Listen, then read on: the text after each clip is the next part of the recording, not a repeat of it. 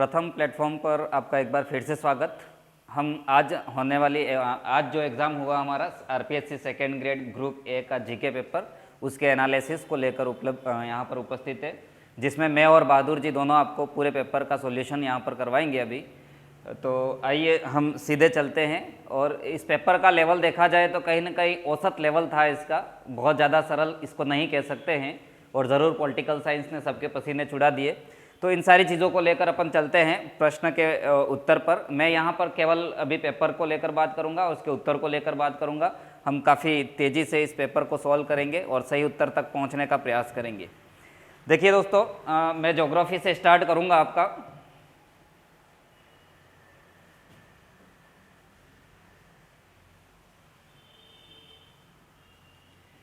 अभी फर्स्ट ये मनोविज्ञान के प्रश्न चल रहे थे। देखिए प्रश्न नंबर 18 आपके सामने है, और प्रश्न नंबर 18 कह रहा है कि दिलवाड़ा मंदिर स्थित है। ये जब भी मैं आबू खंड पढ़ाता था उस समय इसके दर्शन आपको ज़रूर करवा रहा था। तो दिलवाड़ा मंदिर कहाँ पर स्थित है? आबू पर्वत के अंदर। और आबू पर्वत कौन से ज़िले में हो जाएगा? सिरोही के अंदर। तो इसका सही आंसर हो जाएगा। इसके बाद आपने देखा है कि नेक्स्ट प्रश्न, राजस्थान के अरावली पर्वतों की निम्न चोटियों को उनकी ऊंचाई के अनुसार आरोही क्रम, आरोही यानी कि क्या होता है? कम से अधिक, है ना, कम से अधिक। तो कम से अधिक की ओर अपन को क्या करना है? व्यवस्थित करना है। इनकी ऊंचाई मैंने आपको क्लासों के अंदर लिखवाई भी है। मैं बात कर रहा हूँ तारागढ़ की ऊंचाई 873 मीटर, मध्य अरावली की सबसे ऊंची चोटी है। अचलगढ़ 1380 मीटर है। कमलनाथ की चोटी उदयपुर के अंदर लगभग 1001 मीटर के आसपास है। रघुनाथगढ़ 1055 मीटर। और इस दृष्टिकोण से अगर देखें तो सबसे कम, यानी कि सबसे कम कौन हो जाएगा? ए। इसके बाद कौन है? तो सी। और इसके बाद डी, यानी कि आपका ऑप्शन राइट हो जाएगा, ऑप्शन 4। बिल्कुल इजी प्रश्न था राजस्थान की चोटियों को क्रमबद्ध करने का। दूसरा प्रश्न जो काफ़ी इजी प्रश्न है यहाँ पर, राजस्थान के किस जिले में कर्क रेखा निकलती है? तो बांसवाड़ा डूंगरपुर से निकलती है, और ऑप्शन के अनुसार हमारा राइट आंसर हो जाएगा बांसवाड़ा। नेक्स्ट प्रश्न है मेजाबान। यहाँ पर ऑप्शन देने में थोड़ी सी कोताही की उसने, मेज नदी दिया होता तो बच्चे यहाँ पर थोड़ा कंफ्यूज हो सकते थे। लेकिन अनुच्छेद प्रश्न नंबर 21 बता रहा है कोठारी नदी पर भीलवाड़ा के अंदर बना हुआ मेजाबान, जिसको भीलवाड़ा की लाइफलाइन कहते हैं। सारे के सारे प्रश्न ज्योग्राफी के अंतर्गत, केवल एक प्रश्न को छोड़कर जो मैं आउट ऑफ सिलेबस कहूँगा, जनसंख्या में प्रवास सिद्धांत पूछ लिया है। बाकी सारे के सारे आपको आपके नोट्स के अंतर्गत मिल जाएंगे। चोकला नस्ल भेड़ की है, भारत की मेरिनो इसको कहा जाता है। प्रश्न नंबर 22 सीधा है इसका। प्रश्न नंबर 23, राजस्थान की जनगणना 2011 के अनुसार न्यूनतम जनसंख्या वाला जिला जैसलमेर है और सर्वाधिक जनसंख्या जयपुर है। काफ़ी इजी प्रश्न है, इसके अंतर्गत कहीं कोई दिक्कत है ही नहीं। नेक्स्ट प्रश्न पर बात करते हैं। ये इतिहास से संबंधित प्रश्न आ जाएंगे। इतिहास से संबंधित प्रश्न आपको बहादुर जी सॉल्व करवा रहे हैं। अगला प्रश्न है 26वां प्रश्न, राष्ट्रीय कृषि विकास योजना वर्ष 2007 में आरंभ की गई थी। यस साथियों, 2007 के अंतर्गत राष्ट्रीय कृषि विकास योजना RKVY स्टार्ट की गई थी। इसका ऑप्शन 4 राइट होगा। 27वां प्रश्न है, राजस्थान में निम्नलिखित में से कौन से जिलों में उष्णकटिबंधीय शुष्क पतझड़ी वन पाए जाते हैं? दोस्तों, उष्णकटिबंधीय शुष्क पतझड़ी वन अरावली के दोनों ढालों पर मिलेंगे, और मुख्य रूप से बांगड़ क्षेत्र के अंतर्गत। तो यहाँ पर चूरू, नागौर और बीकानेर वाला ऑप्शन बिल्कुल सही लग रहा है। तो यहाँ पर ऑप्शन 4 राइट होगा आपका, बीकानेर, नागौर और चूरू वाला क्षेत्र, जो अरावली के दोनों ओर आपको 50 सेंटीमीटर के आसपास वर्षा में कौन से वन मिलेंगे? शुष्क पतझड़ी वन आपको यहाँ पर मिलेंगे। नेक्स्ट प्रश्न है प्रश्न नंबर 28, परिवर्तित क्षेत्र की परिवर्तित क्षेत्र विकास उपागम माडा राजस्थान की योजनाओं के अंतर्गत इस प्रश्न को पूछा है, और इसकी शुरुआत की गई थी 1978-79 के अंतर्गत। परिवर्तित क्षेत्र विकास उपागम MADA 21 वर्ष प्रारंभ किया गया था। 1978-1979 के अंतर्गत प्रारंभ किया गया था। ये राजस्थान के 13 जिलों के अंतर्गत प्रारंभ किया गया था। 13 जिलों की 44 तहसीलें थी, तो ये आपको खास करके ध्यान रखना है। बाकी नेक्स्ट प्रश्न की ओर बढ़ते हैं। तो यहाँ पर देखिए, माउंट आबू में मुझे लगता है कि एग्जामिनर पूरा का पूरा माउंट आबू में बैठ के ही पेपर बनाया है। 2 प्रश्न यहीं से ले लिए उसने। नेक्स्ट अपन बात करते हैं अपने प्रश्न पर, सीधे ज्योग्राफी के प्रश्नों पर चलेंगे अपन। नेक्स्ट प्रश्न पर अपन आगे बढ़े। निम्नांकित में से राजस्थान की चित्रकला से संबंधित प्रश्न आ रहे हैं ये। हाँ दोस्तों, अब आपके प्रश्न आ रहे हैं, पॉलिटिकल साइंस से संबंधित प्रश्न भी मैं ही सॉल्व करवाऊंगा आपको। भारत के संविधान के निम्नांकित अनुच्छेदों में से यह उल्लेखित किया गया है कि किसी राज्य के राज्यपाल की पदावधि के दौरान उसकी गिरफ्तारी और कारावास के लिए किसी भी न्यायालय से कोई आदेश नहीं निकाला जाएगा। यानी कि अपने पद पर रहते हुए किसी भी राज्यपाल को क्या नहीं किया जा सकता, गिरफ्तार नहीं किया जा सकता। और ये अनुच्छेद 361, क्योंकि 361 तो अपन सभी जानते हैं राज्यपाल के पदावधि से संबंधित, लेकिन उनको गिरफ्तार नहीं किया जा सकेगा 361(3) के अंतर्गत। आप ध्यान रखिएगा, ऑप्शन 4 यहाँ पर राइट होगा आपका।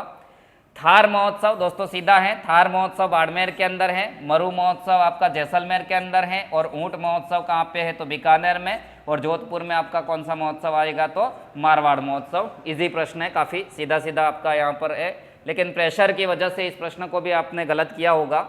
आप मुझे बताइएगा भी सही कमेंट बॉक्स के अंतर्गत कि कितने कितने प्रश्न आपके राइट हो रहे हैं, ताकि अपन एक सटीक और सही आकलन तक पहुँच सके यहाँ पर। हालांकि पेपर काफ़ी लेवल का ही कह सकते हैं इसको। आगे बात करते हैं अपन नेक्स्ट प्रश्न की ओर। नेक्स्ट प्रश्न है पॉलिटिकल साइंस से संबंधित है। राजभवन राजस्थान में इन्फॉर्म यानी कि सूचना से संबंधित पोर्टल है।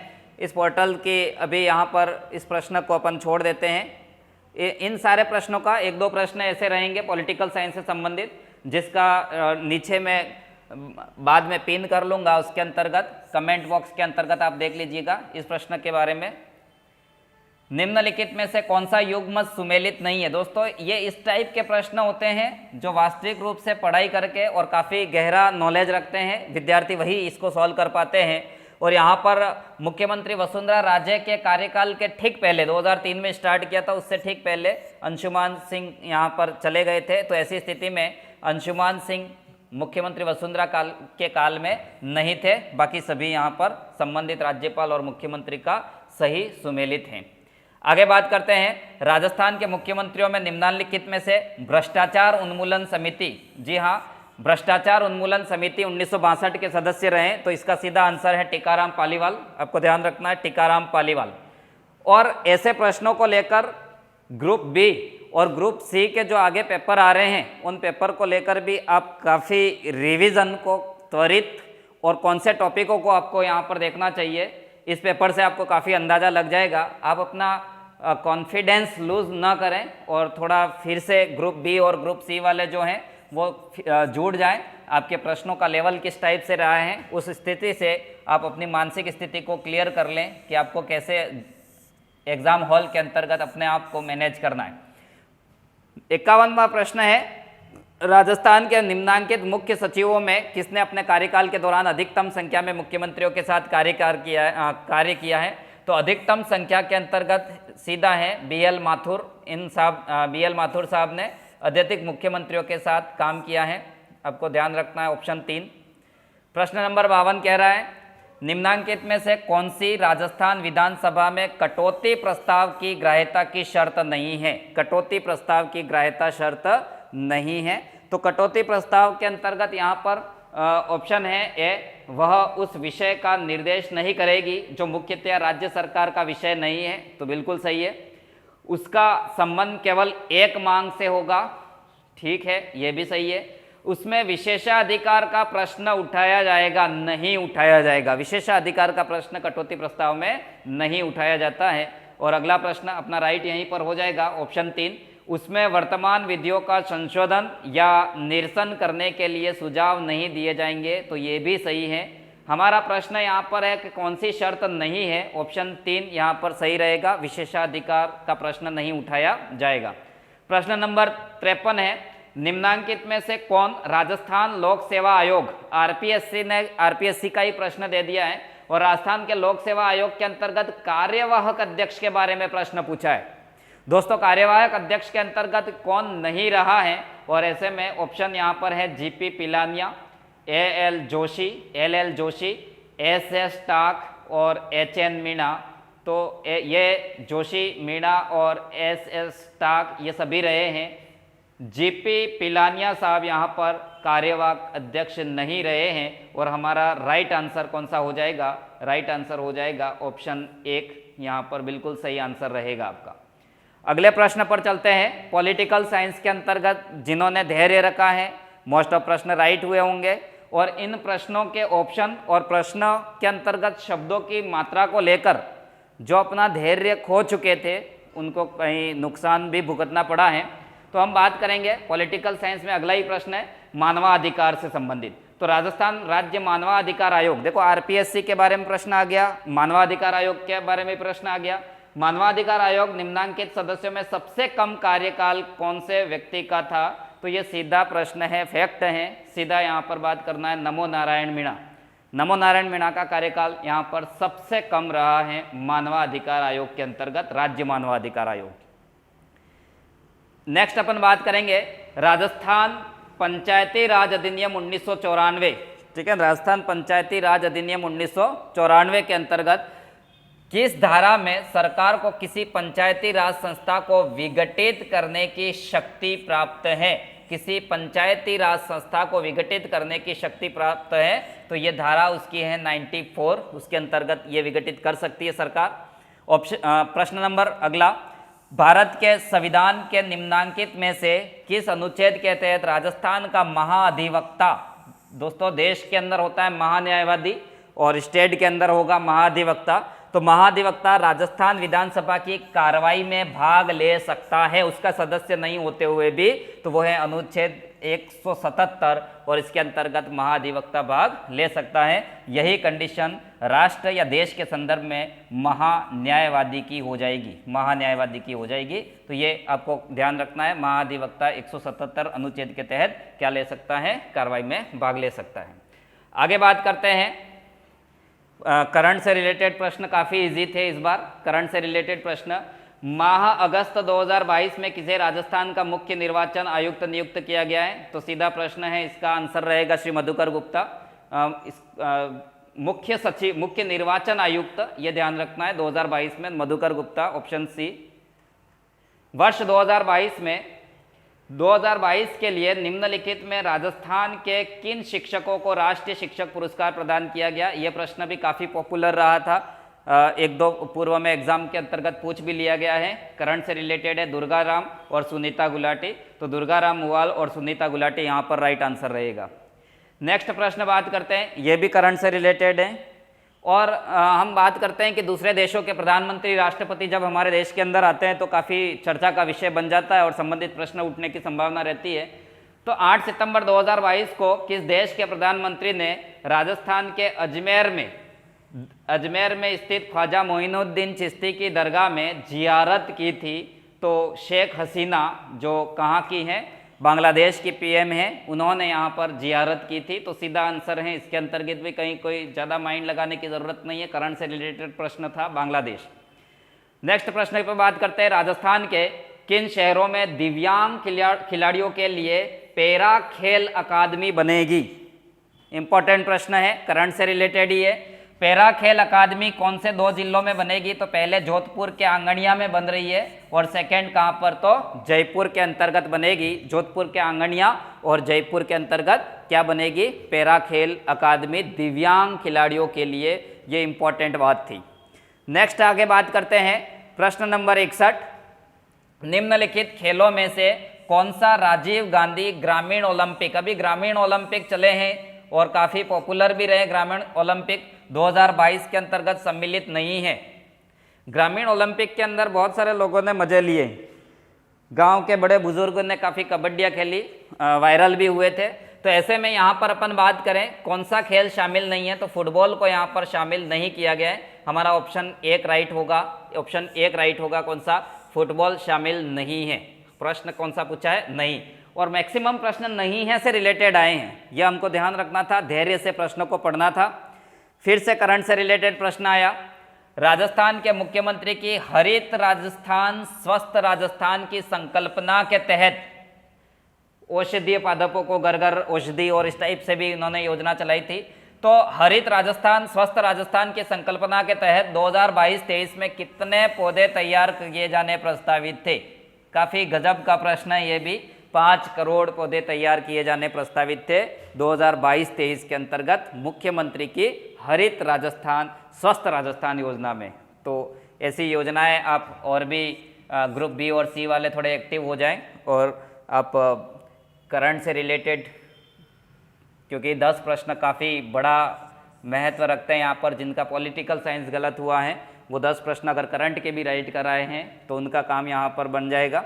आगे बात करते हैं, वित्तीय वर्ष 2022-23 में राजस्थान की, फिर से करंट, राजस्थान की इंदिरा गांधी शहरी रोजगार गारंटी योजना के लिए बजट का प्रावधान है। तो यहाँ पर भी सीधा ये याद रखना था, 800 करोड़ रुपए की बजट के लिए 2022-23 में आई है। किसके लिए? तो इंदिरा गांधी शहरी रोजगार गारंटी योजना के लिए।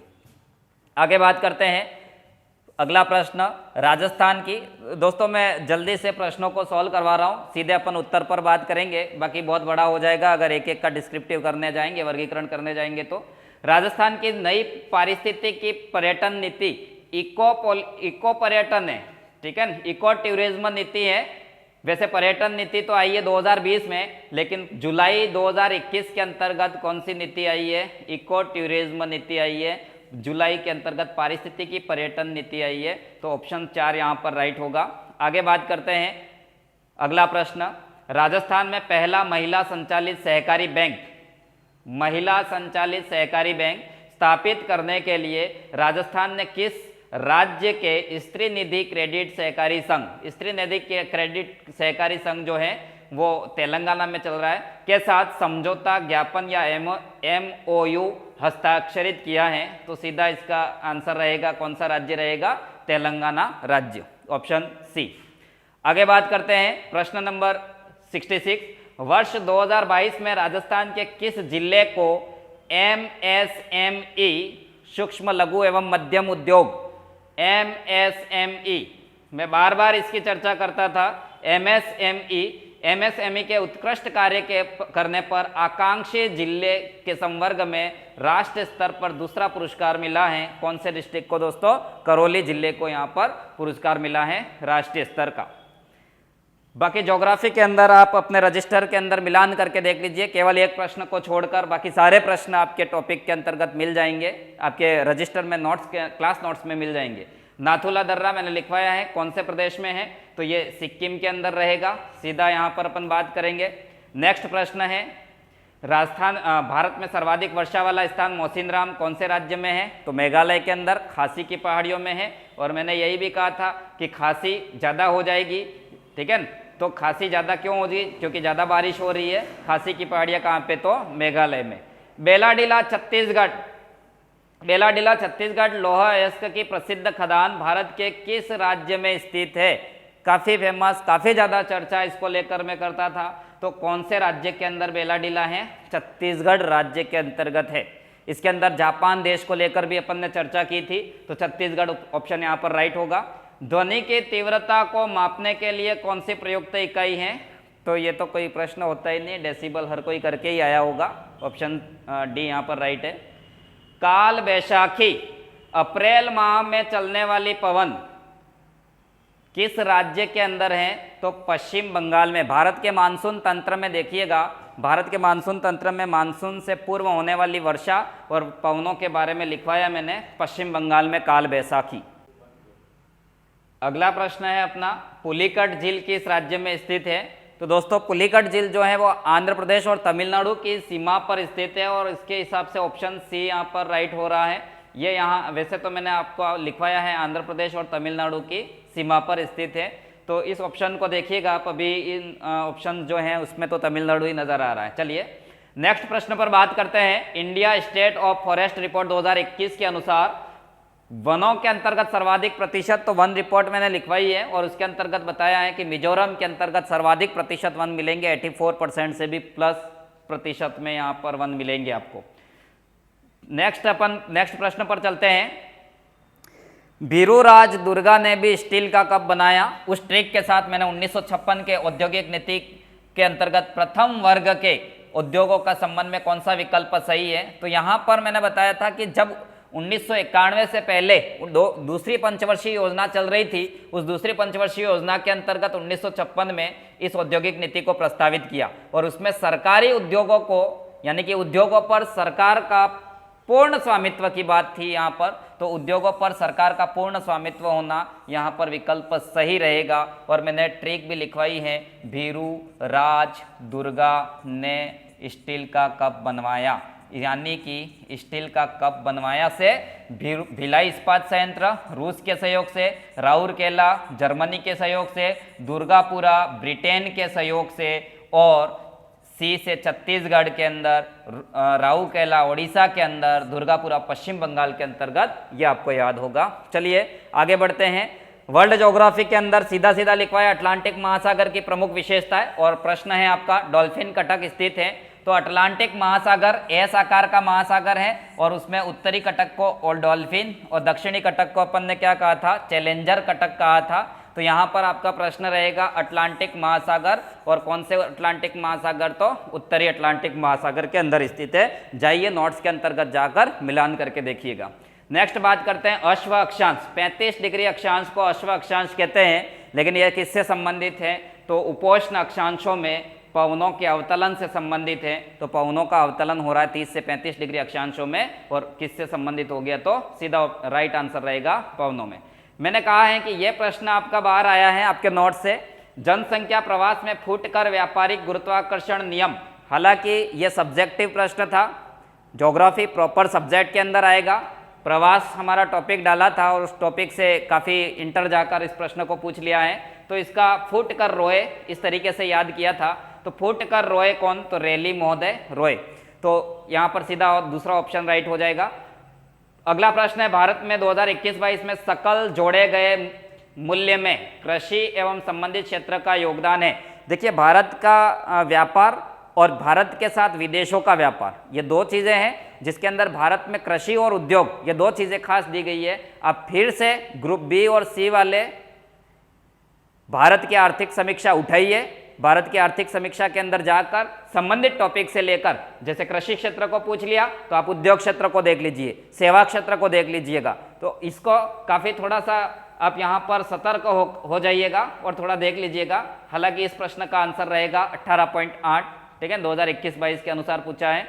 नेक्स्ट प्रश्न है पॉलिटिकल साइंस से संबंधित। भारत शासन अधिनियम 1935 के प्रावधानों के अंतर्गत भारत की संघीय विधानसभा में अजमेर, जो कि राजस्थान के केंद्र शासित प्रदेश था, अजमेर मेरवाड़ा को आवंटित स्थानों में कितनी सीटें दी गई थी? 1 सीट दी गई थी अजमेर को। कितनी? 1 सीट दी गई थी। ऑप्शन 2 राइट होगा।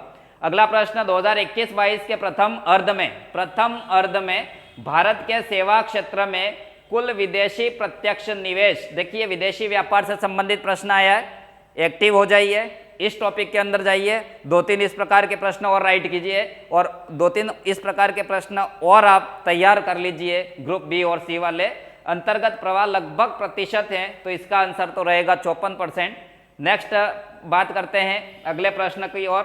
प्रश्न नंबर 81, भारत में 16 जनवरी 2016 को उद्यमशीलता नवाचार के लिए एक मजबूत और समावेशी पारिस्थितिकी तंत्र तैयार करने, भारत को एक रोजगार सृजक देश बनाने के लिए शुरू की गई योजना थी। तो योजना की डेट से ही आपको समझ में आता होगा कि यह योजना है 16 जनवरी 2016। 16/1/16 को स्टार्टअप योजना चलाई थी, स्टार्टअप इंडिया योजना। ऑप्शन 4 यहाँ पर राइट होगा। थोड़ा बैक में जाकर इस प्रश्न को पूछा है, ध्यान रखिएगा योजनाओं में। विदेशी व्यापार से संबंधित फिर से प्रश्न है, निम्नलिखित में से किस वर्ष भारत में विदेशी व्यापार का शेष धनात्मक रहा? किस वर्ष शेष धनात्मक रहा? तो 76-77 के अंतर्गत धनात्मक रहा। नेक्स्ट बात करते हैं भारत सरकार अधिनियम 1919। देखिए हर टॉपिक को, आरपीएससी की खासियत यह है कि वो हर टॉपिक को टच करके हर टॉपिक से प्रश्न उठा रही है। भारत सरकार अधिनियम 1919 के अंतर्गत निम्नांकित में से किस विषय को केंद्रीय विषयों की सूची में शामिल किया गया था? दोस्तों इसके अंतर्गत केंद्रीय सूची के विषय को आपको देखना होगा। इसको भी मैं पिन करके बाद में जब भी क्लियर होगा प्रश्न आपको इसी चैनल के अंदर, इसी वीडियो के अंदर पिन करके मिल जाएगा आपको, आप कमेंट बॉक्स में देख लीजिएगा।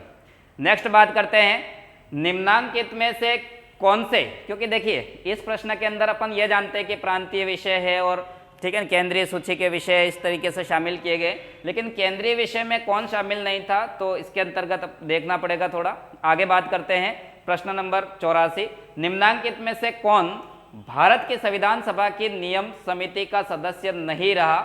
और चूंकि हम जानते हैं कि ये जो थे वो प्रारूप समिति के अंदर थे, तो यहाँ पर अपन क्लियर कर सकते हैं कि ए के अय्यर नहीं होंगे, नहीं रहा कौन, तो ऑप्शन 2 राइट हो जाएगा। अगला प्रश्न है, भारत के संविधान के अनुच्छेद 17, पहले अनुच्छेद 17 के अंतर्गत विधि के अनुसार दंडनीय शब्दावली, विधि के अनुसार दंडनीय शब्दावली को प्रभावी बनाने के लिए संसद को विधि बनाने की शक्ति भारत के संविधान के किस अनुच्छेद में दी गई है? तो संसद को विधि बनाने की जो शक्ति दी गई है वो भारत में अनुच्छेद 35 क सेकंड के अंतर्गत दी गई है।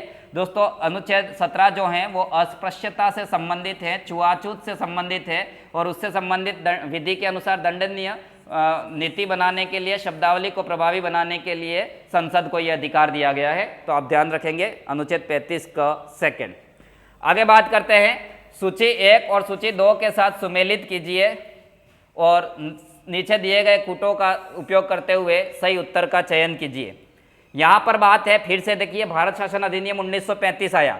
भारत शासन अधिनियम 1935 के अंतर्गत प्रांत का नाम, राज्य परिषद में आवंटित कुल स्थानों की संख्या, यहाँ पर थोड़ी सी स्वायत्ता दी गई थी, और इस स्वायत्ता के लिए हम देखें कि कितने स्थानों को आवंटित किया गया। आप सभी जानते होंगे कि मद्रास को सबसे ज़्यादा थे, और मद्रास को सबसे ज़्यादा थे, उससे ही आपका आंसर राइट हो जाएगा कि ए में सेकेंड, ठीक है। ए में कौन हो गया?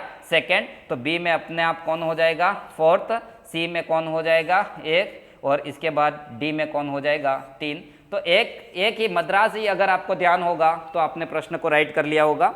अगले प्रश्न पर चलते हैं। इसका राइट आंसर होगा एक राइट आंसर होगा। अगला प्रश्न है, भारत के संविधान के अनुच्छेद 41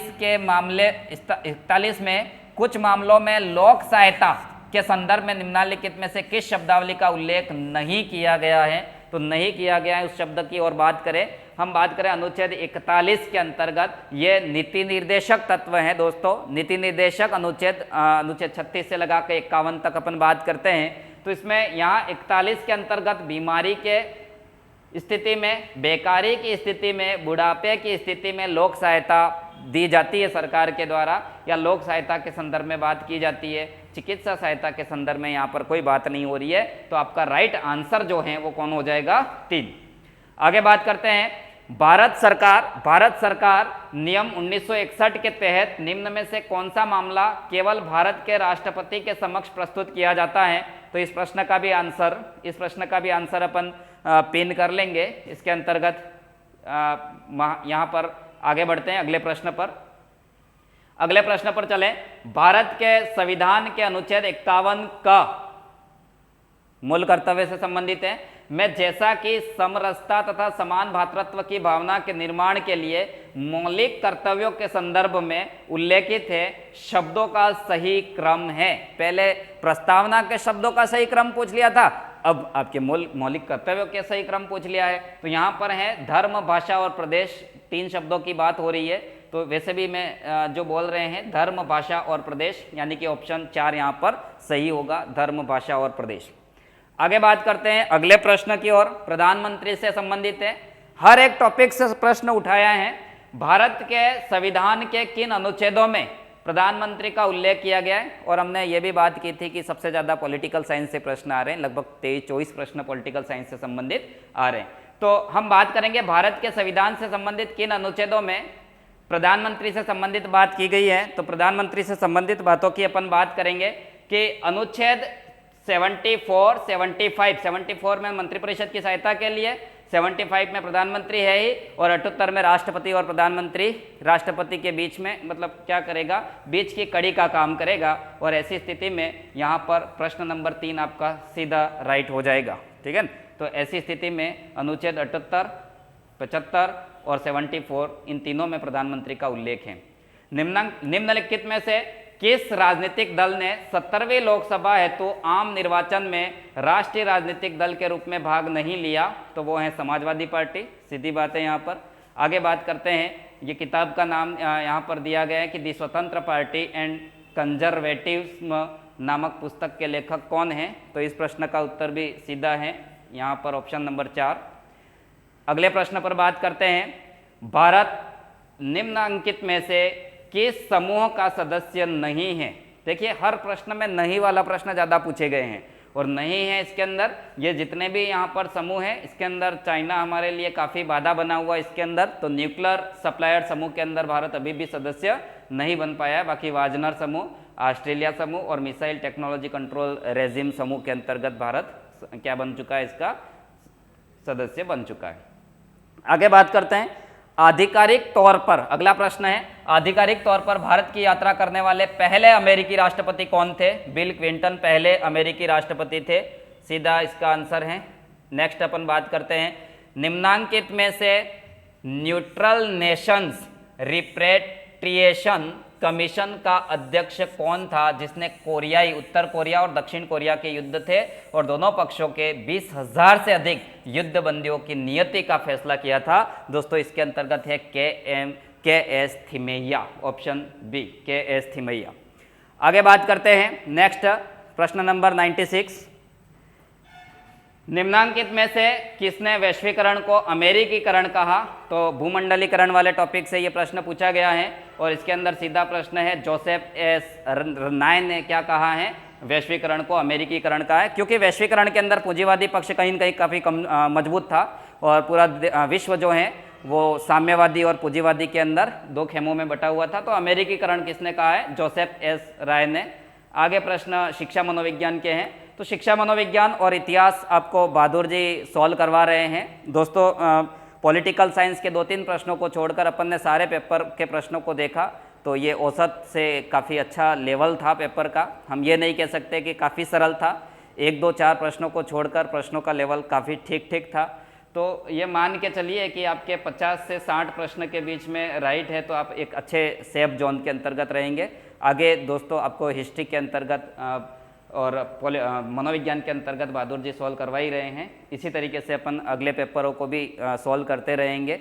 आप अपनी तैयारी को इस पेपर के हिसाब से ग्रुप बी और सी वालों को कह रहा हूँ और अच्छी कैसे करें, कौन से टॉपिकों का रिवीजन करें, ये आपको बहुत अच्छे से पता चल गया होगा। तो मैं आपको बताऊंगा यहाँ पर, तो एक तो विदेशी व्यापार को आप देख लें, विदेशी व्यापार भारत से संबंधित। एक भारत की आर्थिक समीक्षा के अंदर कृषि और उद्योग को देख लें, कृषि और उद्योग को आप देख लें। और बाकी आपको ध्यान रखने की बात है तो पॉलिटिकल साइंस, और पॉलिटिकल साइंस के अंतर्गत क्या है? तो पॉलिटिकल साइंस के अंतर्गत एक तो भारत शासन अधिनियम 1919 को, भारत शासन अधिनियम 1935 को, और इसके अलावा जितने भी राजस्थान के आयोग हैं, चाहे वो आरपीएससी हैं, चाहे मानवाधिकार आयोग है, इन आयोग के बारे में भी आप थोड़ा सा फिर से रिवीजन करके जाइएगा। आगे ग्रुप बी और सी वालों को, यानी कि ग्रुप बी और सी की परीक्षा जो दे रहे हैं उन सभी परीक्षार्थियों को शुभकामनाएं। धन्यवाद। नमस्ते प्यारे अभ्यर्थियों, आज का पेपर जीके और एसएस कंप्लीट हो चुका है। मैं विश्वास कर सकता हूं कि आपका जीके और एसएस का पेपर बहुत अच्छा गया होगा। आगे के जीके के पेपर बाकी हैं। इस पेपर के आधार पर अपन एक तो आगे के जीके में किस तरह के क्वेश्चन बन सकते हैं इसको थोड़ा सा ध्यान में रख सकते हैं कि भाई पेपर का स्तर कैसा था, कौन से भाग से कैसे क्वेश्चन बन रहे हैं, और अभी क्विक अगर रिवीजन करें तो कौन से पोर्शन पर ज़्यादा वेटेज दे सकते हैं। आज के पेपर को देख करके अपन अनुमान लगा सकते हैं। आज का पेपर औसत था, न ज़्यादा कठिन था न ज़्यादा सरल था, बीच का पेपर था। हिस्ट्री कल्चर को देखा जाए तो बहुत इजी था, लेकिन मनोविज्ञान को और पॉलिटिकल साइंस के कुछ क्वेश्चन को देखा जाए तो उसने उस स्तर को मेंटेन कर लिया। तो कुल मिलाकर के मनोविज्ञान और राजव्यवस्था दोनों का जो प्रश्न स्तर थे, कुछ क्वेश्चनों का जो स्तर था, और हिस्ट्री और कल्चर जो थोड़ा सा इजी आया था, तो दोनों इजी और उधर थोड़ा सा हार्ड, तो पेपर को एक सामान्य स्तर तक मैनेज कर दिया। ठीक है, तो जीके का पेपर एनालिसिस करते हैं अपन। हिस्ट्री और कल्चर के एक एक क्वेश्चन को देखते हैं। पहला क्वेश्चन है अपने सामने, चौथ माता किस जनजाति की आराध्य देवी है? हमने राजस्थान की जनजाति का चैप्टर देखा था और उसमें चौथ माता को देखा था। चौथ माता के साथ में रक्तदंजी माता को देखा था और हनुमान जी को देखा था, और हमने कहा था हनुमान जी, रक्तदंजी माता और चौथ माता ये तीनों कंजरों की कुल देवी है। तो चौथ माता कंजरों की कुल देवी है, बहुत इजी क्वेश्चन है, आप आसानी से कर लोगे, मुझे पता है। दिलवाड़ा मंदिर स्थित है, तो दिलवाड़ा मंदिर बहुत ऊपर का क्वेश्चन है, माउंट आबू के पर्वत पर स्थित है। फिर अगले क्वेश्चन को अगर देखें तो अगला क्वेश्चन है अपने पास में हिस्ट्री से संबंधित क्वेश्चन को और कल्चर से संबंधित क्वेश्चन को देखते हैं। हिस्ट्री और कल्चर को मिलाकर के क्वेश्चन बने हैं 20, हिस्ट्री और कल्चर दोनों को मिलाकर क्वेश्चन बने हैं 20, और मनोविज्ञान के क्वेश्चन बने हैं 20, पॉलिटिकल साइंस के क्वेश्चन बने हैं लगभग 23 से लगा करके 25 के बीच। तो उत्तर गुप्तकालीन शंखलिपि, उत्तर गुप्तकालीन शंखलिपि में लिखे लेख मिले हैं। उत्तर गुप्तकालीन छोड़ दो एक बार के लिए, डायरेक्ट प्रश्न पढ़ो कि शंखलिपि में लिखे लेख कहाँ मिले। मैंने 2 दिन पहले एक वीडियो बनाया था और उसमें एक क्वेश्चन था, बेराट सभ्यता से संबंधित असत्य कथन को पहचानिए। उसमें चौथा ऑप्शन मेरा था, बेराट सभ्यता से शंखलिपि के प्रमाण मिले हैं, और इसको बहुत विस्तारित करके मैंने आपको परसों की क्लास में पढ़ाया है। मैं स्क्रीनशॉट अभी यहाँ नहीं दे पा रहा हूँ, लेकिन पिछले वीडियो में आप आसानी से उस क्वेश्चन को देख सकते हो। तो मैंने ये क्वेश्चन परसों ही सॉल्व करवाया, क्लासरूम के रजिस्टर में तो नोट करवाया है। परसों हमने वस्तुनिष्ठ क्वेश्चन को सॉल्व करते समय इस क्वेश्चन को बहुत अच्छी तरह से सॉल्व भी किया। तो कार्लाइल महोदय ने बेराट से शंखलिपि के प्रमाण खोजे हैं, तो यहाँ पर आंसर क्या आ जाएगा, बेराट। बहुत ऊपर का क्वेश्चन आया है, बाबर और महाराणा सांगा के बीच में कौन सा युद्ध हुआ था, तो खानवा का युद्ध हुआ था। कुछ सोचने की बात ही नहीं, बिल्कुल फ्रेशर स्टूडेंट पढ़ के नहीं गया भी होगा तो भी यह क्वेश्चन तो गलत करके आया नहीं होगा। इसलिए मैं कह रहा हूँ कि हिस्ट्री और कल्चर ने का पेपर सामान्य था, और मनोविज्ञान के कुछ क्वेश्चन और राज्य व्यवस्था के कुछ क्वेश्चन ने इस पेपर को स्तर का बनाया, तो दोनों मिलाकर के पेपर बन गया औसत लेवल का। अगला क्वेश्चन देखिए अपन, तो ये सभी क्वेश्चन आपको हेमेंद्र सर सोल्व करवा ही चुके हैं जो ज्योग्राफी से रिलेटेड थे। प्राक हड़प्पा युगीन संस्कृति कहाँ से प्राप्त हुई है, तो बहुत बहुत बहुत ऊपर का क्वेश्चन है। प्राक हड़प्पा काल के अवशेष हमको कहाँ से मिले हैं, कालीबंगा से। ये परसों हमने राजस्थान के सभ्यता वाला वीडियो बनाया था, उसमें कालीबंगा को मैं एक साथ कालीबंगा से संबंधित पॉइंट बता रहा था, उस समय प्राक हड़प्पा को वापस बताया था, पढ़ाया है, रजिस्टर में लिखवाया है, पेपर क्वेश्चन बहुत ऊपर का है। तो प्राक हड़प्पा युगीन संस्कृति के अवशेष हमको कहाँ से मिले हैं, कालीबंगा से। आबू में जैन मंदिर विमल वसई के निर्माणकर्ता कौन है, तो आबू में जो जैन मंदिर बना है विमल वसई, उसके निर्माणकर्ता है विमल शाह। तो विमल शाह ने विमल वसई मंदिर का निर्माण करवाया था। अब कल के स्टूडेंट ध्यान रखें, आबू के अंदर यूं पूछ ले कि लूणव वसई मंदिर किसने बनाया, तो याद रखना कि यह मंदिर बनाया है वास्तुपाल और तेजपाल ने, वास्तुपाल और तेजपाल ने। तो देलवाड़ा के अंदर जैन मंदिर है, एक जैन मंदिर का नाम है विमल वसई और दूसरे जैन मंदिर का नाम है लूणव वसई। तो विमल वसई मंदिर का निर्माण विमल शाह ने करवाया, लूणव वसई मंदिर का निर्माण वास्तुपाल और तेजपाल ने करवाया। ठीक है, अगला क्वेश्चन बहुत ऊपर का क्वेश्चन है। 1857 की क्रांति में जोधपुर का पॉलिटिकल एजेंट मैकमोसन निम्नलिखित में से कौन से युद्ध में मारा गया था, तो चेलावासा का युद्ध में मैकमोसन मारा गया था। चेलावासा का युद्ध 18 सितंबर का महीना 1857 में हुआ था। चेलावासा के युद्ध को काला व गोरा का युद्ध कहते हैं। मैकमोसन के गले को काट करके आउवा के किले पर लटकाया था, और फिर एक स्लोगन बना था कि ढोल बाजे चंग बाजे और बाजे बाकिया, एजेंट को सर काट के दरवाजे पर टांगिया। याद आ रहा होगा आपको। तो ये चेलावासा के युद्ध में जो 18 सितंबर 1857 में हुआ था, मैकमोसन के सर को काटा गया था। बहुत ही ऊपर का क्वेश्चन है कि अजमेर नगर किसने बसाया, तो अजय राज ने। विस्तारित करने की जरूरत ही नहीं है। 1113 में अजमेर नगर बसा करके 1113 में अजय मेरु दुर्ग की नींव रखी।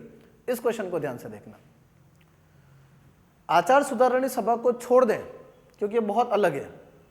मारवाड़ सेवा संघ, राजस्थान सेवा संघ और राजपूताना मध्य भारत सभा, इन तीनों के सन अपन पढ़े हैं, लिखे हैं और हमको याद है। राजपूताना मध्य भारत सभा का पहला अधिवेशन 1918 में नई दिल्ली के चांदनी चौक के मारवाड़ी पुस्तकालय में 1918 में हुआ था, अपन पढ़े हैं। अब देखो पहले का 3 कहाँ आ रहा है, तो पहले का 3 यहाँ आ रहा है। एक ही ऑप्शन समझ में आ रहा है, सही हो रहा है, तो ऑटोमेटिक पूरा क्वेश्चन ही सही हो रहा है। दूसरा, राजस्थान सेवा संघ की स्थापना वर्धा में 1919 में हुई थी। दूसरा है, दूसरे का आया है क्या, हाँ चौथा नहीं है। यहां पर अपन ने यहां से लाइन ले जा करके यहां ले गए, मतलब ये तीसरा है। तो देखो तीसरा कहां पर आ रहा है, बी में। अगर आपको राजस्थान सेवा संघ का सन भी याद था तो भी आप इस प्रश्न को आसानी से कर रहे थे। फिर तीसरा, मारवाड़ सेवा संघ का गठन कब हुआ? तो सेकंड नंबर 1920 में। फिर आचार सुधारणी सभा संस्था का अपन को सन याद नहीं भी है तो भी हमको अगर राजपूताना मध्य भारत सभा का, राजस्थान सेवा संघ का या मारवाड़ सेवा संघ का, तीनों में से किसी एक का भी सन याद था तो हम इस क्वेश्चन को आसानी से कर पा रहे थे। मतलब यहां पर राइट आंसर क्या था? तीसरा। राइट आंसर क्या था? तीसरा। कंप्लीट है। अगला क्वेश्चन देखते हैं। मत्स्य संघ में कुल रियासतें थी ABCD, अलवर, भरतपुर, धौलपुर, करौली। किसी के स्टार्टिंग में अगर हिस्ट्रिकल्चर के क्वेश्चन आ गए होंगे तो वो सोच रहा होगा यार पेपर बहुत अच्छा आया है, और जब वो आगे गए होंगे और राज्य व्यवस्था और के क्वेश्चन को देखा होगा जो बहुत थोड़े से डिफरेंट टाइप के थे, और मनोविज्ञान के कुछ क्वेश्चन को देखा होगा तो उनको लगा होगा कि ना यार पेपर इतना भी ऊपर ऊपर का नहीं, पेपर बहुत स्तर का है। तो मैं कह रहा हूँ कि पेपर को एक औसत लेवल का अपन मान सकते हैं। कानड़देव प्रबंध के रचयिता कौन है? पद्मनाभ। पद्मनाभ ने कानड़देव प्रबंध ग्रंथ की रचना की थी जिसमें अलाउद्दीन ने कानड़देव पर आक्रमण किया था, उस युद्ध की जानकारी मिलती है, हमने लिखा भी है। निम्नलिखित में रामस्नेह संप्रदाय की सिंहतल शाखा के प्रवर्तक कौन है? तो रामस्नेह संप्रदाय की राजस्थान में 4 पीठें हैं, पहली शाहपुरा में, दूसरी खेड़ापा में, तीसरी सिंहतल में, चौथी रेण में। तो सिंहतल शाखा के प्रवर्तक कौन है? तो हरिराम दास। अपन ने बहुत अच्छी ट्रिक के माध्यम से इसको कंप्लीट किया था। रामशाह हरिसिंह दरे राखे, याद आ रहा होगा आपको। यह क्वेश्चन बहुत बार रिपीट होता रहा है। रामस्नेह संप्रदाय की 4 पीठों में किसी एक पीठ को लेकर के प्रश्न हमेशा से बनता रहा है। फिर अगला क्वेश्चन है, निम्नलिखित में से कौन सा विकल्प विवाह की रस्मों से संबंधित नहीं है? तो ऑटोमेटिक अगर आपको ये नहीं समेला, बंदोली, कंकण बंधन, ये अगर शब्द समझ में नहीं आ रहे होंगे तो कर्ण वेद तो आपको समझ में आ रहा होगा। कर्ण का मतलब कान, वेद का मतलब कानों को छिदवाने की परंपरा, वो विवाह के समय होते ही नहीं है। तो अगर ये क्वेश्चन आपको नहीं भी आ रहा होगा और कॉमन सेंस के आधार पर भी इसका आप आंसर निकाल सकते हो कि इसका आंसर क्या है? कर्णवेद, क्योंकि विवाह के समय कानों को छिदवाने की परंपरा नहीं होती है। ये 16 संस्कारों में से एक संस्कार है, कौन सा? कर्णवेद। अगला क्वेश्चन है, संकट काल में कौन सा किला मेवाड़ के राज परिवार का आश्रय स्थल रहा है? ऐसा क्वेश्चन हमेशा मारवाड़ से रिलेटेड बनता है कि मारवाड़ के राजाओं की शरण स्थली कौन सा किला है? तो सिवाना। लेकिन यहां पर पूछा है मेवाड़ का आश्रय स्थल संकट काल में कौन सा किला रहा है? तो यहां पर कौन सा किला है? कुंभलगढ़। उदय सिंह को कुंभलगढ़ पहुंचाया और बचाया। दूसरी बात, कुंभलगढ़ के किले में महाराणा प्रताप का राज्याभिषेक हुआ, तो कुंभलगढ़ के किले में उदा की हत्या हुई। तो संकट काल में कौन सा किला मेवाड़ के राज परिवार का आश्रय स्थल रहा है? तो यहां पर आंसर क्या है? कुंभलगढ़। अगला क्वेश्चन देखते हैं, बहुत ऊपर का क्वेश्चन है, निम्नलिखित में से राजस्थान की किस चित्रकला शैली पर सर्वाधिक मुगल प्रभाव दृष्टिगोचर होता है? मैंने आपको कहा था कि राजस्थान में सर्वाधिक मुगलों के साथ में कनेक्टिविटी जयपुर या आमेर के कछवा वंश की है। तो सर्वाधिक मुगलों से कनेक्टिविटी आमेर या जयपुर के कछवा वंश की है, तो यहां पर अगर कोई चित्रकला शैली विकसित होगी तो सर्वाधिक प्रभाव किसका होगा? कौन सी शैली पर सर्वाधिक मुगल प्रभाव होगा? जयपुर। अपन ने अच्छी तरह से रजिस्टर में लिखा है। यह क्वेश्चन थोड़ा सा देखना, जयपुर में कौन सा शासक स्वयं संगीताचार्य थे? ऊपर भी कल्चर का क्वेश्चन है, नीचे भी कल्चर का क्वेश्चन है। मतलब इस क्वेश्चन को अपन हिस्ट्री से जोड़ करके नहीं देख सकते। अगर अपन इसको हिस्ट्री से जोड़ करके देखते तो अपन कहते कि भाई अपन को तो 6 ही राजा पढ़ने थे, सांगा प्रताप, राज सिंह, चंद्रसेन, राय सिंह, मान सिंह। आपने प्रताप सिंह का क्वेश्चन क्यों दिया? पर ये हिस्ट्री से जोड़ करके क्वेश्चन नहीं बनाया है, ये क्वेश्चन बनाया है कल्चर को, संस्कृति को ध्यान में रखते हुए। तो सवाई प्रताप सिंह के बारे में बात करें तो इनके दरबार में 22 विद्वान थे जिनको गंधर्व 22 ही कहते थे। कहीं पर भी सीधा सीधा आपको लिखा नहीं मिलेगा कि संगीताचार्य सबसे बड़े कौन थे। अपन इसको गेस करके निकाल सकते थे आंसर कि प्रताप सिंह ने जयपुर में एक बहुत बड़ा संगीत सम्मेलन करवाया था और उस संगीत सम्मेलन में राधा गोविंद संगीत सार किताब लिखवाई थी देवर्षि ब्रजपाल भट्ट के निर्देशन में। तो जयपुर का एक ही राजा जो संगीत पर सम्मेलन करवा रहा है। संगीत पर सम्मेलन करवा क्यों रहा है? क्योंकि वह संगीत में रुचि रखता है। तो इस आधार पर अपन आंसर निकाल सकते थे कि इसका आंसर होगा क्या? प्रताप सिंह। कंप्लीट है। तो यह कल्चर से जोड़ करके बना हुआ प्रश्न है। गिदड़ नृत्य होता है शेखावटी में होली के समय, डांडा रोपण से लगा करके होली तक पुरुषों के द्वारा शेखावटी क्षेत्र में जो नृत्य किया जाता है वो है गिदड़ नृत्य, और गिदड़ नृत्य पुरुषों के द्वारा ही होता है। जब गिदड़ नृत्य में महिलाओं का रोल अगर कोई पुरुष करता है तो ऐसे पुरुष को गणगौर कहा जाता है। भर भर करके अपन ने समझाया, ठीक है। आज के पेपर के स्तर के अनुसार आपको जो आगे के जीके के पेपर होने वाले हैं, जो अभ्यर्थी देने वाले हैं, उनको आज का पेपर का स्तर थोड़ा सा ध्यान में रखना है। मुगल शासक अकबर के समय में बीकानेर के शासक राय सिंह निम्नलिखित में से किस सैन्य अभियान में शामिल नहीं थे? बलूचिस्तान गए हैं, काबुल गए हैं, कंधार गए हैं, क्योंकि ये तीनों एक ही रूट है, ये तीनों एक ही रूट है। माना कि ये भारत है, ये पाकिस्तान या अफगानिस्तान है, ત્યાં बलूचिस्तान है या काबुल कंधार है। तो यहां पर आ जाएगा सही ऑप्शन कौन सा? बंगाल। बंगाल के सैन्य अभियान में उनको भेजा नहीं गया था। फिर अगला क्वेश्चन देखते हैं। करवा चौथ मनाई जाती है, राजस्थान के मेले त्योहार खूब पढ़े अपन ने। करवा चौथ का क्वेश्चन आया, भाद्रपद कृष्ण चतुर्थी को करवा चौथ का त्योहार मनाया जाता है। प्रजामंडल से बहुत ऊपर का क्वेश्चन पूछा है कि त्रिलोक चंद्र माथुर का संबंध निम्नलिखित में से कौन से प्रजामंडल से है? आंसर क्या हो जाएगा? करौली। राजस्थान के 19 प्रजामंडलों के अध्यक्ष जब अपन ने याद किए थे तो इसको बहुत अच्छी तरह से याद किया था। पोमचा कहते ही ऑटोमेटिक दिमाग में आता है क्या? वस्त्र। ज्यादा कुछ एक्सप्लेन करने की जरूरत ही नहीं है। पीला पोमचा पुत्र के जन्म पर पहना जाता है, ये अपन ने देखा था। फिर आगे देखें अगला क्वेश्चन। तो अगला क्वेश्चन आ चुके हैं पोल साइंस के, और ये सर आपको सोल्व करवा चुके हैं। तो इस तरह से हमारे हिस्ट्री के अंदर जो 20 या 21 क्वेश्चन बने हैं उसमें एक आधे क्वेश्चन को छोड़ दें तो सभी क्वेश्चन क्लास नोट्स में से हैं। मोस्ट ऑफ क्वेश्चन अपन ने कल परसों जो ऑब्जेक्टिव सोल्व करवाए थे उसमें से भी आ गए हैं, और पेपर इस हिस्ट्री और कल्चर दोनों का बहुत सामान्य था, एवरेज था। अब मनोविज्ञान के कुछ क्वेश्चन को अगर अपन देखें, मनोविज्ञान के कुछ क्वेश्चन को अपन देखें तो फटाफट अपन देख लेते हैं कि मनोविज्ञान के कौन कौन से क्वेश्चन हैं।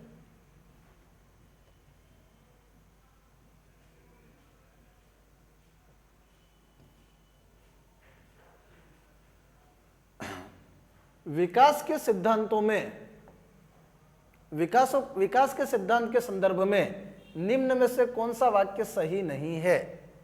4 ऑप्शन है। मनोविज्ञान इतना ज्यादा तो मेरे को नहीं आ रहा है, लेकिन जहां तक विशेषज्ञों ने आंसर की निकाल करके भेजी है उसके आधार पर मैं आंसर आप तक पहुंचा रहा हूं। तो विकास क्रमबद्ध नहीं होता है, विकास क्रमबद्ध नहीं होता है। निम्न में से कौन सा विकल्प साहचर्य अधिगम का उदाहरण नहीं है? आदत, आदि होना, यह साहचर्य अधिगम का उदाहरण नहीं है। कक्षा में अधिगम पर विशेष निहितार्थ करने वाला थार्नडाइक का कौन सा योगदान है? तो थार्नडाइक ने 3 प्रमुख अधिगम के सिद्धांत बताए थे, प्रभाव का नियम, अभ्यास का नियम और तत्परता का नियम। तो यहां पर कौन सा काम आ रहा है? प्रभाव का नियम। जब बालक सीधे हाथ से लिखना सीखता है तो यह कौशल का अधिगमांतरण उसे उल्टे हाथ से लिखने में सुगमता प्रदान करता है। यह सीधे हाथ से लिखने के कौशल का हस्तांतरण पार्श्विक अधिगम अंतरण कहलाता है, पार्श्विक अधिगम अंतरण कहलाता है। फिर अगला क्वेश्चन देखते हैं। यदि अध्यापक को बालक की अचेतन अभिप्रेरणा और चिंताओं का पता लगाना है तो निम्न में से किस परीक्षण का चयन करना होगा? 16 व्यक्तित्व घटक परीक्षण का चयन करना होगा। फिर अगला क्वेश्चन देखेंगे। हिप्पोक्रेट्स द्वारा किए गए वर्गीकरण के अनुसार जो बालक निराशवादी, दुखी और संवेगात्मक रूप से कमजोर होते हैं उन्हें कहते हैं विषादग्रस्त बालक, उन्हें कहते हैं विषादग्रस्त बालक। गार्डन ओलपोर्ट के व्यक्तित्व के सिद्धांत का अनुसरण करते हुए यदि अध्यापक विद्यार्थी के विशेषकों की पहचान करना चाहता है तो निम्न विकल्पों में से वह किस विशेषक को अनदेखा करेगा? मूल विशेषक को।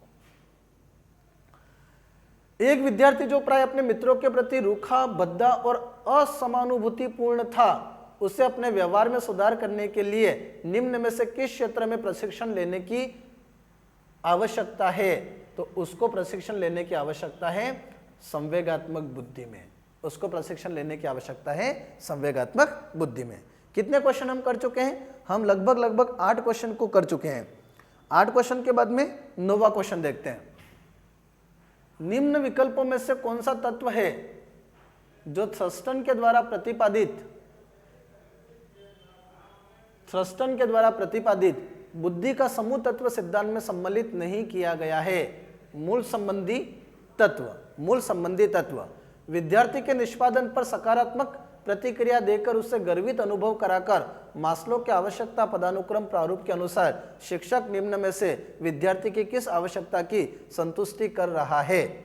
शिक्षक विद्यार्थी की निम्न में से किस आवश्यकता की संतुष्टि कर रहा है? ये अपने पास में 10वां क्वेश्चन है और 10वें क्वेश्चन का आंसर है आत्मसम्मान की आवश्यकता। बहुत लेवल का क्वेश्चन बनाया है साइकोलॉजी मनोविज्ञान को। तो आज के जो कल जीके का पेपर देने वाले और नेक्स्ट जीके का पेपर देने वाले हैं, उन्होंने मनोविज्ञान के इस स्तर के क्वेश्चन को देखा होगा तो ज़रूर अपने आप को थोड़ा सा यूँ फील किया होगा कि यार मनोविज्ञान के ऐसे क्वेश्चन आ जाएंगे तो हम कैसे सोल्व करेंगे। तो आप बिल्कुल धैर्य के साथ में रहें, मनोविज्ञान के ऐसे क्वेश्चन आए तो आप बहुत आसानी से सोल्व करें, हड़बड़ाहट नहीं रखें। फिर अगला क्वेश्चन, समस्या समाधान में यदि कोई विद्यार्थी अध्यापक के निर्देशित परिप्रेक्ष्य में हल खोजने की जगह कुछ नया लिख से हटकर रूढ़िमुक्त किंतु उपयोगी हल खोजे तो वह अपनी अपसारी सोच की क्षमता का प्रयोग कर रहा है, अपने अध्यापक के समक्ष अपनी वरीयता का परिचय दे रहा है, अपने अध्यापक के निर्देशों की अवज्ञा कर रहा है, उसे अपने अध्यापक पर विश्वास नहीं था। तो यहाँ पर आ जाएगा वो अपनी अपसारी सोच की क्षमता का प्रयोग कर रहा है। निम्न व्यवहार समूह में कौन सा व्यवहार समूह बाल अपराधियों में प्राय नहीं देखा गया है? आंतरिक रूप से नियंत्रित, सामाजिक और नियमों का पालन करने वाले। इसका आंसर होगा प्रकृति में सभी व्यक्तित्व का व्यवहार संबंधी गुणों का वितरण एक विशेष रूप में ही संपन्न होता है। इस वितरण को कहते हैं। क्वेश्चन नंबर 13, पहला है सामान्य संभाव्यता वक्र, दूसरा है ऋणात्मक प्रतिपल वक्र, तीसरा है सीधी रेखा वक्र और चौथा है एस आकार वक्र। प्रश्न नंबर है अपने पास में 13 और इसका आंसर आ जाएगा अपने पास में सामान्य संभाव्यता वक्र। फिर अगला देखें, निम्न में से कौन सा व्यवहार विद्यार्थियों की उपलब्धि अभिप्रेरणा को दर्शाता है? निम्न में से कौन सा व्यवहार विद्यार्थियों की उपलब्धि अभिप्रेरणा को दर्शाता है? ये जो मनोविज्ञान के क्वेश्चन बने हैं बहुत स्तर के बने हैं। तो मनोविज्ञान में अगर देखा जाए तो लगभग 10 क्वेश्चन इतने स्तर के बने हैं कि हमने इतनी तैयारी की थी पर इसके आंसर को निकालने में अपन को बहुत ज़्यादा दिक्कत आई है। तो 14वें नंबर के आंसर हो जाएगा अपने निष्पादन स्तर में सुधार करने के लिए कठोर प्रयत्न करना। कितने क्वेश्चन हो गए? 14। फिर 15वां क्वेश्चन देखते हैं, निम्न विकल्पों में से निम्न विकल्पों में से अध्यापक का कौन सा तरीका विद्यार्थी के आत्म क्षमता के बोध में बढ़ोतरी नहीं करेगा? तो इसमें आंसर आएगा विद्यार्थी की सफलता का श्रेय भाग्य को या स्कूल से सहायता को देना।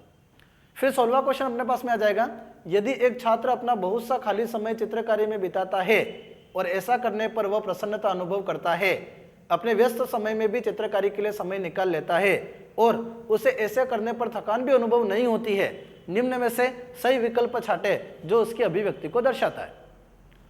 तो इसका आंसर निकाला है यह उसकी रुचि की अभिव्यक्ति को दर्शाता है।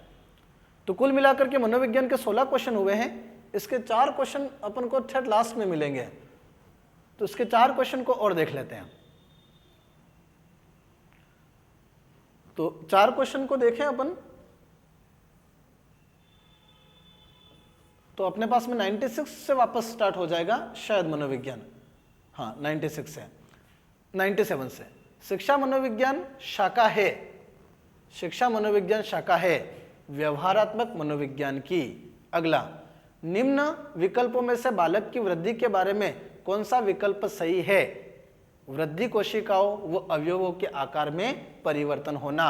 निम्न में से कौन सा विकल्प वृद्धि व विकास के सामान्य सिद्धांत के बारे में सही नहीं है? विकास क्रम में एकरूपता, निरंतरता का सिद्धांत, व्यक्तिक अंतर का सिद्धांत, विकास विशेष से सामान्य की ओर चलता है। तो क्वेश्चन नंबर अपने पास में है 99 और 99 का आंसर अपने पास में हो जाएगा विकास विशेष से सामान्य की ओर चलता है। फिर लास्ट क्वेश्चन है शिक्षा मनोविज्ञान के बारे में निम्न में से कौन सा विकल्प सही नहीं है? शिक्षा मनोविज्ञान के बारे में कौन सा विकल्प सही नहीं है? 4 बड़े बड़े ऑप्शन है और इसका आंसर अपन निकालते हैं। शिक्षा मनोविज्ञान का दूसरा नाम विकासात्मक मनोविज्ञान है। इस तरह से अपन ने 20 क्वेश्चन मनोविज्ञान के भी हल कर लिए। 100 क्वेश्चन थे हेमेंद्र सर और मेरे द्वारा पूरे पेपर को सोल्व किया गया। वैसे हेमेंद्र सर ज्योग्राफी को देखते हैं, मैं हिस्ट्री कल्चर को देखता हूँ। इसके अलावा हमने राज्य व्यवस्था और मनोविज्ञान के भी पेपर को सोल्व करवाया। पेपर औसत स्तर का था। अगर आपके यहाँ पर सामान्य क्वेश्चन 60 से लगा करके 75 के बीच में राइट हो रहे हैं तो बहुत अच्छा है। 70 राइट हो रहे हैं, 75 राइट हो रहे हैं या 65 राइट हो रहे हैं तो आप बहुत एक अच्छी स्थिति के अंदर हो। इसी पेपर के आधार पर विद्यार्थी अगले पेपर, जो दूसरे अभ्यर्थी हैं वो अगले जीके के पेपर को आधार मान करके तैयारी करें। आप जो अगले अभ्यर्थी हैं जो पेपर देने वाले हैं उनको पुनः प्रथम कोचिंग की तरफ से शुभकामनाएं। आप अच्छे से अपना पेपर हल करें। हमारी शुभकामनाएं हमेशा आपके साथ में। धन्यवाद।